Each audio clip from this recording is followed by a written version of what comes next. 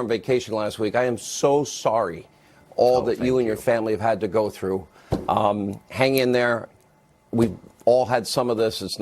It's really dangerous, and hang in there. I feel bad for your wife, your family, your kids. Thank you. And I'm really the good sorry news is there are more good people in this country than bad, and we've heard from a lot of them. We're grateful for 100%. that. So thank you, Sean. Yeah. Thank you. All right, my friend. Good show, Tucker. Welcome to Hannity. All right, buckle up. Tonight, the sanctity of your vote in this country is at risk. As Americans, when we head to the polls on Election Day, we expect our votes to be safeguarded, to be tracked, counted by diligent, honest officials in accordance with the law. That did not happen in southern Florida. Since election night, nearly 100,000 uncounted votes have just magically turned up in Liberal, Broward, and Palm Beach counties. We have no idea where the votes came from, where they've been, why they weren't counted last Tuesday. So many laws, we will outline this tonight, have been broken. Our inalienable rights have been spit on. And now, breaking just moments ago, our sources confirming tonight to Hannity, they are telling us a criminal investigation is, in fact, now underway. And coming up, we're going to show you why this crisis in Florida should deeply concern all Americans, not just Floridians. And tonight, we have warned you for months. The destructive Democratic agenda that they were hiding will wreak chaos across the country. Now they're finally telling us. Endless investigations, subpoenas, a quest for impeachment, not a single plan to improve the lives of the American people. So is now the top order of business in the Democratic-controlled House of Representatives just destroy Trump? The Pelosi destroy Trump House. Now we're going to show you how Pelosi, Waters, Schiff, Nadler and company are hitting the ground running. It's everything they purposely did not tell you before the midterms that they have been planning all along. All right, sit tight, buckle up. A lot to cover tonight. It'll take the full hour. We start with our breaking news opening monologue. All right, less than a month ago, a massive Category 4 hurricane made landfall on the Gulf Coast of Florida in the Panhandle. 35 counties were under a state of emergency. 155-mile-per-hour winds wreaking havoc throughout the Panhandle. The destruction, as you can see, as we saw, was horrific. Entire blocks were literally wiped away. The area sustained billions upon billions of dollars in damage. But on November the 6th, Floridians in the Panhandle, they went to the polls, and their votes were counted, every single one of them, on time in accordance with Florida law and Florida's Constitution. Sadly, the same cannot be said in southern Florida. In Palm Beach, Broward counties, we are witnessing a colossal disaster. Laws have been broken, Florida's Constitution ignored. None of this was caused by a hurricane, but rather by local officials who are incompetent, corrupt, and obviously feel they are above the law that 65 other Florida counties, 65 of 67, adhered to. In Palm Beach County, at least 15,000 new ballots were unearthed and counted after election night. And in Broward County, almost 75,000 so-called uncounted votes magically turning up day after day after day after the election. Tens of thousands of lost ballots just seemingly appeared out of thin air. The vast majority, of course, cast by Democrats. Now, this should not, let me be straightforward, this should not be Republican, Democrat, conservative, liberal. This shouldn't be about politics. This is much deeper. Whatever your political affiliation, what we're witnessing is a horrific miscarriage of America's most fundamental rights and a serious potential now criminal violation. The law is clear. It is unambiguous. Florida law, let's put it on the screen, quote, says, the canvassing board shall report all early voting, all tabulated vote by mail results to the Department of State within 30 minutes after the polls close. The law continues, quote, the canvassing board shall report, with the exception of provisional ballot results, updated precinct election results to the department at least every 45 minutes until results are completely reported. 65 of Florida's 67 counties, they complied with the law, including every county in the Panhandle that was absolutely ravaged by Hurricane Michael 27 days prior to the election. Broward, Palm Beach counties totally ignored the law, broke the law. For days, Broward County officials continued to tally literally tens of thousands of votes in violation of state law. It appears yet again we have one system of justice and elections for Democrats and another for the rest of us. Now, the supervisor of elections in Broward County, a woman by the name of Brenda Snipes, would not even tell state officials where these mysterious votes were coming from, where the votes had been, how many votes were left to be counted. Again, a violation of law. There was no updating of votes every 45 minutes, again, violating the law. And this morning, multiple boxes full of sample and provisional ballots left behind in some rental car were actually discovered by an Avis employee at Fort Lauderdale Airport. This is insanity. You know, we send election observers to other countries. We need them here. And on Friday, Florida Congressman Matt Gaetz literally blocked from observing a location where ballots were being loaded into a truck. Take a look for yourself. Why can't we watch what's going on, man? We were told you can't be here, so you got to. Who told you that we can't watch what's going in and out of the truck? My supervisor. You want to see my Who's your super? Yeah, I would love to see him. But until then, let's go. All right. Will you tell me why we can't know what's going in and out of that truck? And what's the name of your supervisor? We'll get all that taken care of. Do you know this? Do you know his or her name? The supervisor's name? Yeah, we'll bring them out. Well, what's their name? We'll bring them out to you in a second. Do you know their name? Yes, we'll bring them out. What is it? Will you tell it to me? Bring them out to you in a second. What's on the truck? What we're seeing in South Florida is a national disgrace, and it's far worse than that. Broward, Palm Beach counties violated any chance of there ever being any real integrity in the vote in Florida. We will never have any chance of knowing what the accurate vote tallies were from this past election now in the state of Florida. That has been ruined. That's off the table. And tonight, all we really know for certain is that the, quote, newly counted ballots have drastically tightened the election and subsequently triggering statewide recounts, all because of what is gross incompetence, corruption at the Broward County Supervisor of Elections Board and Brenda Snipes. Now, she has a history of this. Late last week, we had a judge ruling that Brenda Snipes actually violated state election law. Now, what is even more outrageous is that this is not new for Miss Snipes. Now, her track record is literally atrocious. Why she was even in this position is beyond any understanding.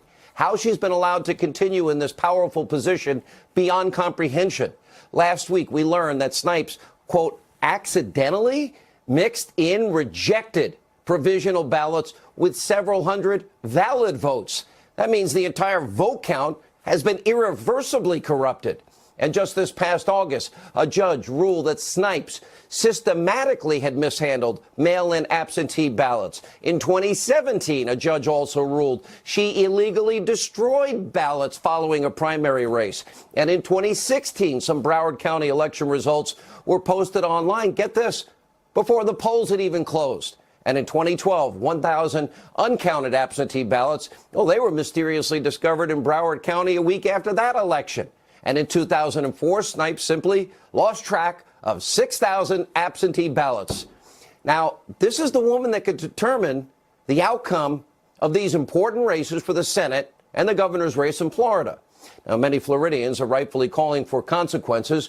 Former Governor Jeb Bush tweeting out, there is no question the Broward County Supervisor of Elections, Brenda Snipes, failed to comply with Florida law on multiple counts, undermining Floridians' confidence in our electoral process. Supervisor Snipes should be removed from her office following the recounts. Maybe now. I don't think we should wait.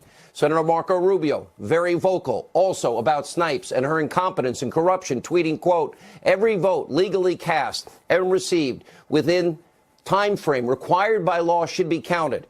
The issue in Florida has been repeated violations of election law by the incompetence and the lack of transparency of Palm Beach elections, Broward County elections. And now Snipes could, in fact, tonight be facing criminal charges. Sources have confirmed to us on multiple levels tonight a criminal investigation into election misconduct in South Florida is now ongoing. Just a short time ago, Florida Attorney General Pam Bondi released a letter from the Florida Department of Law Enforcement stating that they will work with the Attorney General Bondi on any criminal investigation and subsequent prosecution of Brenda Snipes or anyone else who may have broken laws and committed voter fraud. Now, of course, the damage has been done. Florida governor turned Senator-elect Rick Scott is now sounding the alarm. You don't just magically find 93,000 votes laying around unless you need smoke for cover. That's why this is so problematic. Take a look. Bill Nelson is clearly a sore loser. He can't stand the fact that he's not going to be elected for the first time in decades, and he won't. He's just here to steal this election. That's what he's done. His lawyer came down here and said, "I'm here to win the election. I'm not here to get a free and fair election, make sure votes are counted." No, he wants to win the election. That's his only purpose.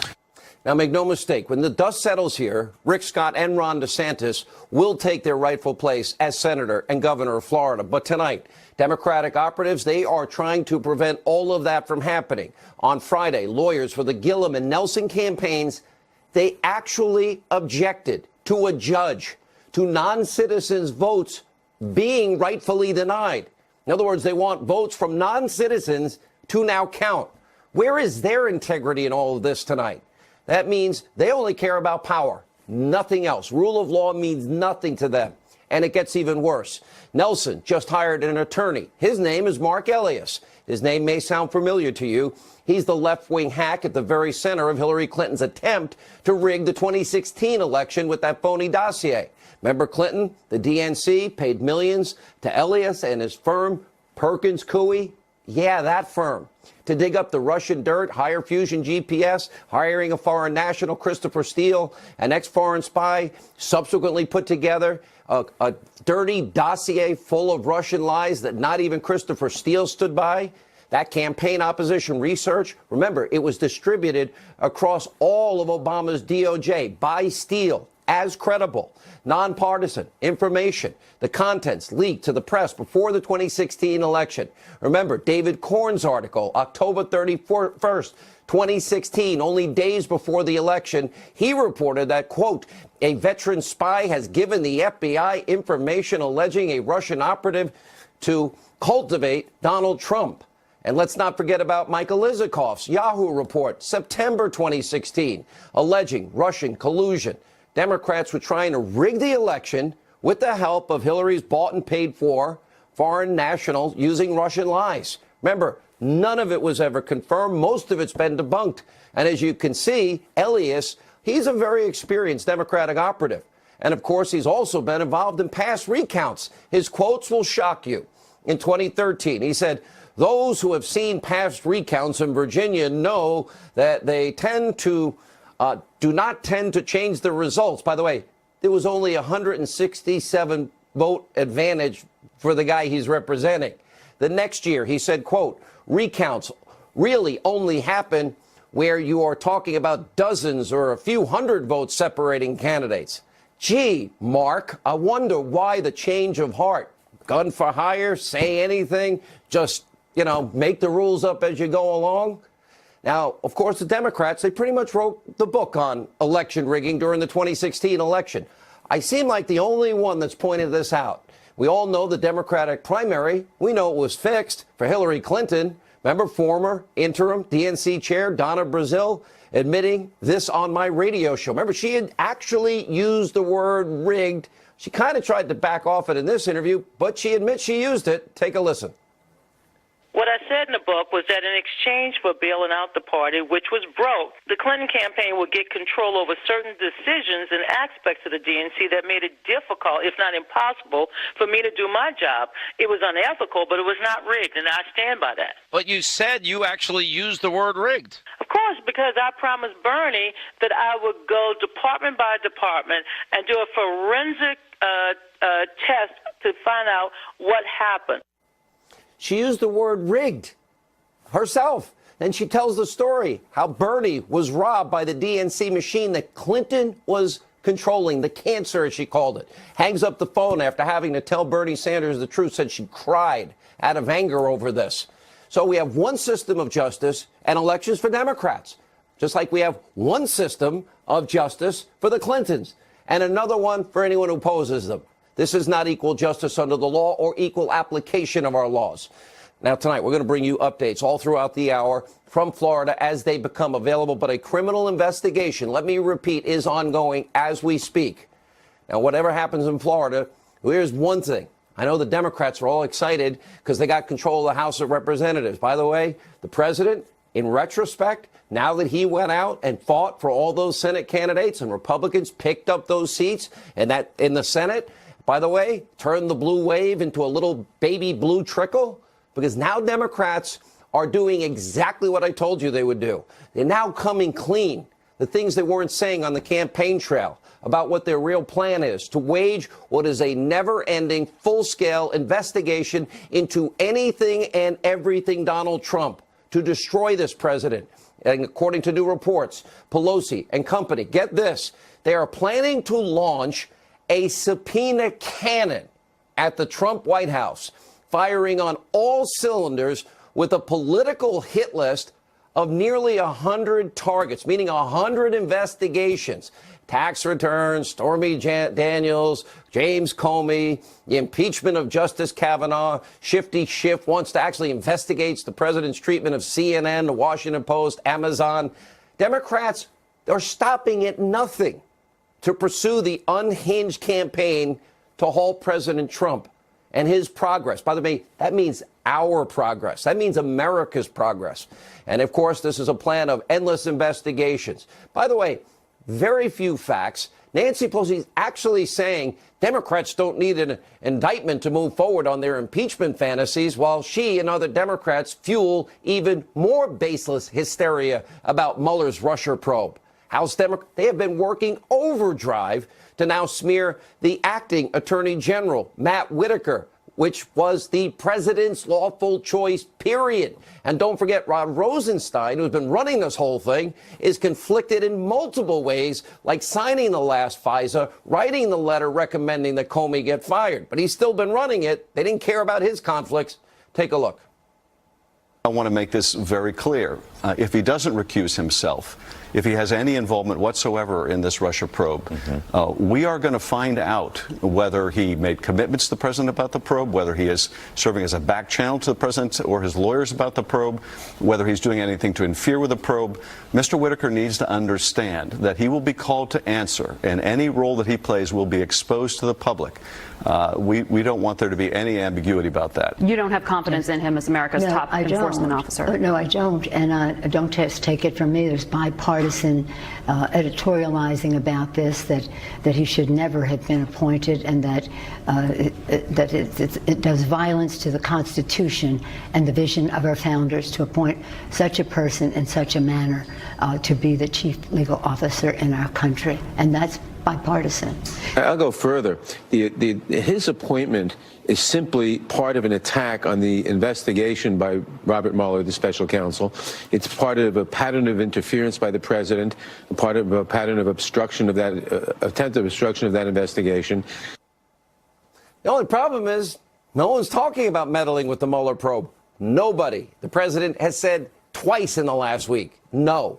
So ask yourself, the House Democrats, is there a single agenda item that they are advocating that will make your life better? Any one agenda item that's going to create more jobs, make this country safer, build a brighter future for our kids and our grandkids? Well, we know the answer tonight is no. It's all part of what I've been telling you. They've been hiding what their agenda is really all about. It slip out occasionally, then they tell everybody stop, which is mobilizing their political hit list. Get revenge. They didn't like the results of the 2016 election. By the way, they didn't like the results of this last election.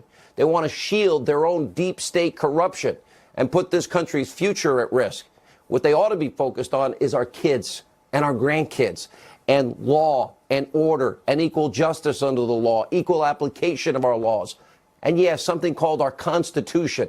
Yeah, the document from which all laws originate from. Our founding Constitution. All right, we have a lot to get to tonight. We'll also talk about Georgia. We'll also talk more about this agenda of the Democrats as it's revealed. We're going to start with the legal side of all this. We'll talk to Greg Jarrett, Andy McCarthy on what has happened down in Florida. That and so much more as we continue this busy breaking news edition of Hannity. My goal is that we follow the law. And what we've seen is, in the supervisor election in Broward and Palm Beach County, both of them, the courts have said they haven't followed the law. We know Brenda Snipes mixed illegal ballots with legal ballots. We know they've not let party officials in. The courts have said follow the law. So what I'm trying to do is get them to do what we expect. The laws are set up there to prevent fraud, and for whatever reason, they don't want to do it. That was Florida Governor Rick Scott earlier tonight reacting to the latest developments in the Florida recount. Here with reaction to get the legal side of all of this, author of the #1 New York Times bestseller, The Russian Hoax, the illicit scheme to clear Hillary Clinton, frame Donald Trump, Fox News legal analyst Greg Jarrett, and Fox News contributor Andy McCarthy. Let's start with, we have civil violations of law, and now we have the criminal investigation that has now begun with law enforcement, the Attorney General, Pam Bondi tonight. What are we possibly looking at legally, Greg? Well, unfortunately, Florida law has no teeth. Most of the violations already committed by Brenda Snipes, who is the epitome of incompetence and recklessness, are civil violations. So the only penalty is a fine which she doesn't even pay. It comes out of her office. It's true that there are felony statutes of fraud. There are about 20 of them in Florida. So far, 3 agencies in Florida say we have no evidence of fraud. But, Sean, their investigation is in a premature stage and only cursory so far. So it's good that the Attorney General, Pam Bondi, is vowing an intensive examination. Snipes had the audacity to stand in front of cameras, I think it was today, and say, until now, nobody ever accused her of doing anything wrong, which is a lie. Every election she's been presiding over since 2002 has been marred in controversy. The question is she capable of corruption? Her track record suggests she is. Yeah. Let me go to Andy. Look, it's not even a question laws were broken. We saw what the judge said on Friday night about the Florida Constitution, about laws in this particular case. But without rehashing what I've said in my opening monologue about Brenda Snipes' history, you have to wonder why she was there. But more importantly, what do you see on the legal side? Well, Sean, I think, you hit on the right question right now at the start. Why is she there? She really should not have been there presiding over this particular election, given what her track record is. And, look, we have a situation where in Governor Scott's case, somebody had a 50,000 lead. On election night, it's down to 12,500.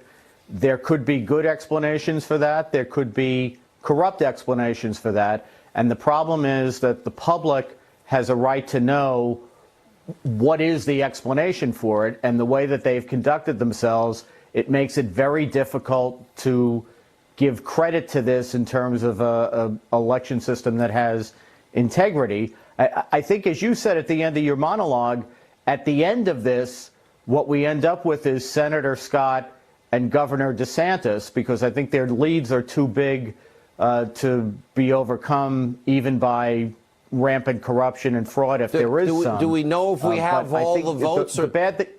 Yeah. Do we? Are they still throwing in tens of thousands behind our back as we speak? I just happened to find another 20,000. Sean, right. Well, but this is the thing. If you're behind, your motive, your incentive is to try to foment as much chaos as you can and prevent there from being like a ceiling of where we know what the votes are and they don't go any higher. And obviously, if you're in front, as Scott and DeSantis are, what you want is some certainty. You want to say, look, however the votes come out, they come out, but we at least need to know how many there are. Well, we're never going to get, I could say with certainty tonight, number one, laws were violated. That's a fact. That's indisputable. Then we have the incident of Snipes mixing rejected provisional ballots with legitimate provisional ballots, Greg. We will never get an accurate count for Florida. It has already been tainted on many levels. 65 of the 67 other counties, including the Panhandle. If this happened in the Panhandle, I might understand it.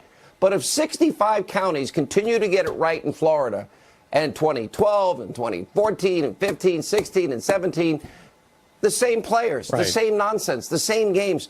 It is not fair to the rest of Florida what goes on here. And it tells you, Sean, that something is amiss here. When 65 counties can get it right, but just about every election, these two counties, Broward and Palm Beach, can't.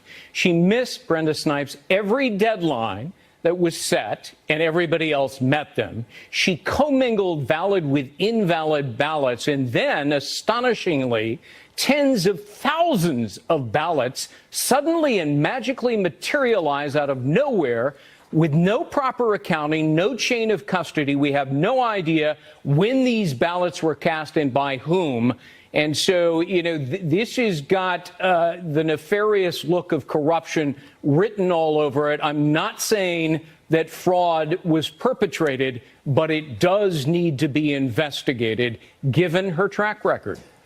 Let's look at two specific issues, Andy, as we move forward. So we have two different recounts, really, that are going on. They're two different thresholds. One will be different in the governor's race because the threshold is higher in as much as the vote disparity is greater. That will be a machine recount. Right. Then you've got, they're going to look at, I guess, all of these provisional ballots. And there you have, we already have the attorneys for both Mayor Gillum and soon-to-be ex-Senator Nelson wanting to count the votes of illegal immigrants. They stood up and they literally advocated that those votes be counted. What are we supposed to do in that case? Well, Sean, this is where they're philosophically at, though. They've been, you know, we have two different things going on here. We have the potential procedural irregularity that applies to this particular election, and then you have the overarching Democrat approach to government, which is to eviscerate the distinction between citizens and non-citizens. And we shouldn't think for a moment that if you can wrap your brain around the procedural irregularities, that their overarching agenda goes away. It doesn't. So, of course, they're going to take the position that none of the votes of people who might not properly be voting should not be counted, because in their minds, those people are just as legitimate to count as Americans voting are to count. And that's a big reason why our electoral system is in the mess that it's in. You know, the fact that people whine over people who shouldn't be voting having their votes counted, when we have that means Americans who vote get their votes discounted. That's just as big a problem. And Greg, I mean, this is 18 years after 2000. Dimple.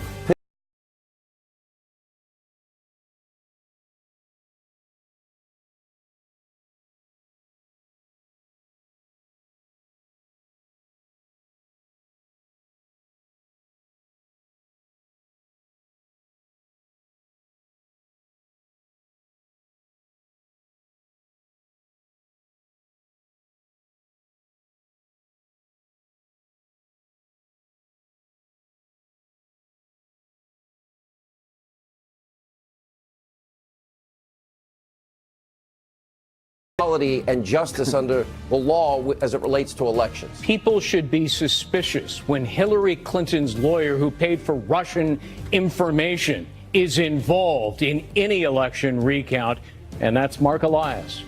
All right, guys, thank you both for your analysis. The legal side of this is going to be very important as we move forward. And when we come back, we have more stunning examples, stunning incompetence and bias from the official in charge of the elections in Broward County, Tammy Bruce, J. Christian Adams. Also, Matt Gaetz will join us. What he witnessed this weekend. We have the videotape and more. Straight ahead. All right, joining us now with more reaction to tonight's breaking news, Fox News contributor Tammy Bruce and former DOJ official, election lawyer at the Public Interest Legal Foundation, J. Christian Adams. Jay, you have been there. You've been following this. Let's go back to what you're seeing on the ground, what people need to know. How bad is this? And do you agree with Andy McCarthy's assessment that he doesn't believe it will ultimately impact the final results, which is that Rick Scott will be the next senator, and DeSantis will be the next governor. Andy is right. Recounts usually confirm the existing tally. But, Sean, what you're seeing is astonishing incompetence. We sued Brenda Snipes for incompetence in maintaining the voter rolls. And I got to know her very well. I got to know her employees. She was my witness on the stand at a federal court trial where she admitted non-citizens are on the voter rolls in Broward. They're voting. She doesn't turn them in when she finds out about them. She admitted there's felons illegally voting. She doesn't call the police when she finds out about them. There are people on her voter rolls who were born, they have birth dates when Grover Cleveland was president in Broward County. So I got to see close up how incredibly incompetent both Brenda Snipes is, as well as her entire staff. So this is not just her, it's the whole office. Well, and we see that, Tammy, because it keeps happening year in and year out. This is nothing new, and I go back to the simple point, and then based on what J. Christian Adams is saying here, why is she there? But more importantly, the rest of Florida is hurt by this, and now they're being hurt dramatically by this, and their vote ultimately is in jeopardy, really, in the end. Well, right, that every false vote, every illegitimate vote that's counted erases the vote of an American citizen. And that, of course, makes a mockery of the entire system. But I would take one issue with one word of our friend, Jay Christian, about incompetence. This is intent. And I think that it's very important. And Republicans and conservatives tend to expect the best of people. But the fact is, the left, you can't presume that they mean well. They do not. And this is a matter of, you know, the ends justifies the means. And it's not even about winning. Winning, of course, implies that you followed the rules and you've persuaded people. This is about stealing power. And that's what we're seeing unfold here. And I have to say, you know, the problem with the FBI and the DOJ, everything we've seen there with that corruption and the degree that they went to try to invalidate an American presidential election, I have to suggest, I think it's pretty obvious, that kind of a problem didn't just exist as an isolated issue within the federal government. I think it's throughout the system that now presumes it's completely in charge and that these elections are charades and that they're meant to give the impression to the American people that their vote counts, whereas in fact you saw Hillary's reaction of the shock that something didn't happen in a predetermined way. So I think we have to take this very seriously and recognize, and look, you asked Rick Scott a night or two ago, or maybe at the end of last week, why is she still there? Because, you know, he's been the governor, and he really didn't answer you. And that's what concerns me as well. The system allowing a woman like that to continue to operate, because in a way, this kind of chaos maybe suits the establishment in general, not just the Democrats. And by the way, we're watching the recount as it takes place. Even as we speak, we expect by Wednesday that Ron DeSantis will be declared the winner. I think that it's the 19th, Jay Christian, if I'm not wrong, that Rick Scott would be declared the winner in that particular race. But other things you learned about her on top of that which we already know? Look, Sean, the trial went on for 2 weeks. They were losing things. I mean, in Discovery, we asked for their manuals and procedures on how they keep the voter rolls clean. They couldn't find any until the third day of trial when they sprung it on us. And it's just astonishing levels of incompetence and chaos. I mean, you've never seen anything like it. And of course, then they ascribed race. They said they were being sued because of racial issues. It's the same playbook we see everywhere. But I want to warn you, Palm Beach is going to be a problem. Palm Beach has outdated equipment. They can't do a paper ballot manual recount. By the way, paper ballots share a lot of the blame here, too. What happens when they talk about overvotes and undervotes and, oh, there's a mark over here, but not over here where you're supposed to do it? They're going to say, well, the intent is there for that. And in the one case where they went before the judge and they literally, both Gillum and Nelson's lawyers have said, no, we want that to count. And that one, it was one vote, but one vote shows the lack of integrity. Look, I think this entire dynamic shows what Governor DeSantis is going to be up against and what he's going to have to do and what Senator Scott is now up against. They've got to clean this up. Florida is too important of a state. It affects the entire nation. And for every citizen, Democrat or Republican, the legitimacy of these elections is key. Both of those men have got to step up and take the Donald Trump approach of being street smart and working first for the American people. Well, and they're going to have the opportunity, I hope.